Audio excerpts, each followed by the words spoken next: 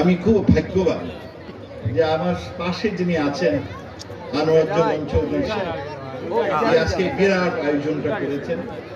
মাননীয় প্রধানমন্ত্রীর তরফ থেকে নিজ উদ্যোগে আপনাদের জন্য কিছু সাহায্যের ব্যবস্থা করেছে।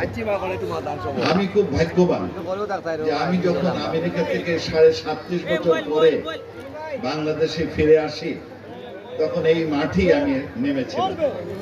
তখন হাজার হাজার লোক আমাকে অভ্যর্থনা দিয়েছিল। আপনাদের কাছে আমার অনুরোধ থাকবে, 1 বছর পরে আমাদের নির্বাচন হবে, 1 বছরের কম। এই সিলেটকে আমরা আদর্শ নগরী করতে চাই। এই সিলেটকে আমি ডিজিটাল সিলেট শুরু করেছিলাম, কাজ সম্পূর্ণ হয় না।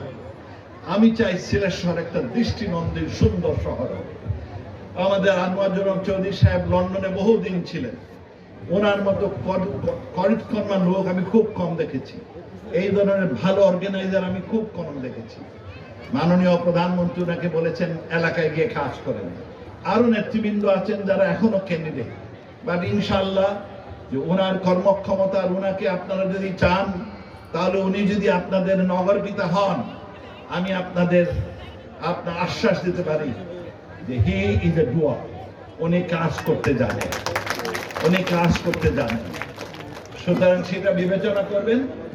আর আগামী বছরে যখন নির্বাচন হবে, আপনাদের কাছে অনুরোধ থাকবে যে দেশের মঙ্গলের জন্য কাজ করে, জনগণের মঙ্গলের জন্য কাজ করে।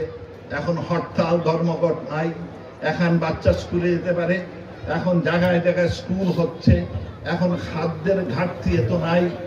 এই সবই সম্ভব হয়েছে শেখ হাসিনার আন্তরিকতার জন্য, শেখ হাসিনার প্রচেষ্টার জন্য। দিন রাত উনি খাটেন মানুষের মঙ্গলের জন্য।